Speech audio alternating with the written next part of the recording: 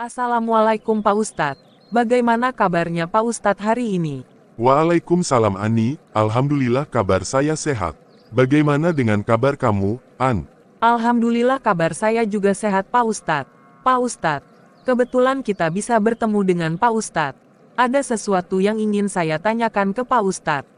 Ada apa Ani? Sepertinya sangat penting sekali. Ayo Ani, mari kita duduk dulu saja, supaya ngobrolnya lebih enak dan bisa santai. Baik Pak Ustadz. Begini Pak Ustadz, saya semalam belajar tentang ilmu fikih dan sampai pada pembahasan tentang najis. Tapi Pak Ustadz, saya masih agak bingung. Bisakah Pak Ustadz menjelaskannya supaya saya bisa paham? Tentu Ani, dengan senang hati. Dari pengetahuan saya, di dalam hukum fikih itu, najis dibagi menjadi 3 macam, yaitu najis mukhafafah, najis mutawasitoh, dan najis mughollazoh. Oh, Pak Ustadz berarti najis itu ada klasifikasinya. Bisakah Pak Ustadz menjelaskan satu persatu? Tentu saja Ani, kita jelaskan mulai dari najis mukhafafah terlebih dahulu. Najis mukhafafah ini adalah najis yang kedudukannya paling ringan. Contoh dari najis mukhafafah adalah air kencing anak laki-laki yang belum makan atau minum selain ASI, dan anak laki-laki ini belum mencapai usia 2 tahun. Oh begitu. Jadi Pak Ustadz, kalau bayi perempuan, atau bayi yang sudah makan makanan lain selain ASI, walaupun umurnya belum mencapai 2 tahun, air kencing bayi tersebut tidak termasuk golongan najis ringan atau najis mughafafah. Begitu ya Pak Ustadz? Betul Ani, dan untuk menyucikan najis mukhafafah itu pun caranya berbedaan. Mensucikan najis mukhafafah itu cukup diperciki air pada bagian yang terkena najis, tidak harus dibasuh dengan air. Baiklah Pak Ustadz, alhamdulillah saya sudah paham. Lalu najis yang kedua itu apa Pak Ustadz?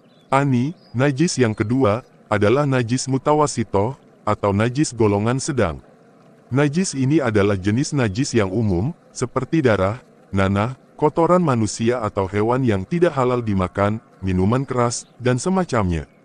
Lalu Pak Ustadz, bagaimana caranya menyucikan najis mutawasitoh itu? Perlu Ani ketahui, najis mutawasitoh ini dibagi lagi menjadi 2 macam. Yaitu pertama najis ainiyah dan yang kedua najis hukmiyah. Najis ainiyah adalah najis yang tampak zat, warna, bau, atau rasanya. Cara mensucikannya adalah harus dihilangkan semuanya itu, contohnya dicuci hingga bersih.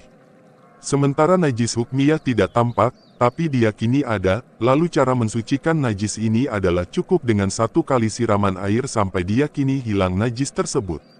Wah Pak Ustadz, ternyata rinci sekali pembagian tentang najis mutawasitoh itu ya Pak Ustadz.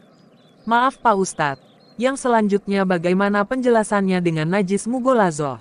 Nah Ani, yang terakhir adalah najis mughollazoh. Najis mughollazoh adalah najis yang tergolong dalam kategori berat.